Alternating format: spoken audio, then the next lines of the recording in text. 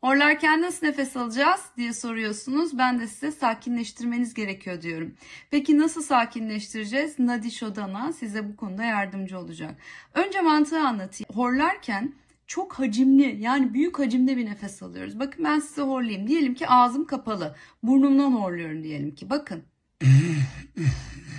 Çok fazla hacimde nefes çektiğim zaman bu ses çıkar. Ben tabii biraz şimdi egzajere ettim ama hacimi azaltırsam eğer bu ses çıkmamaya başlayacak zamanla. Peki bunu nasıl sağlayacağım? Hacimi azaltmak için ne yapacağız? Aynı yemekteki gibi %50 kısacağız. Tek burun deliğinden nefes alacağız. Bunu en güzel Nadi Shodhana anlatıyor bize. Kadim bir nefes tekniği. Çok da güzel bir nefes tekniği. YouTube sayfasında, Farkında Nefes'in YouTube sayfasında bunu bulabilirsiniz. Tek delikten alıyorsunuz. Sonra diğer delikten veriyorsunuz. Aynı yerden alıyorsunuz. Tekrar diğer delikten veriyorsunuz. Arada da tutuyorsunuz.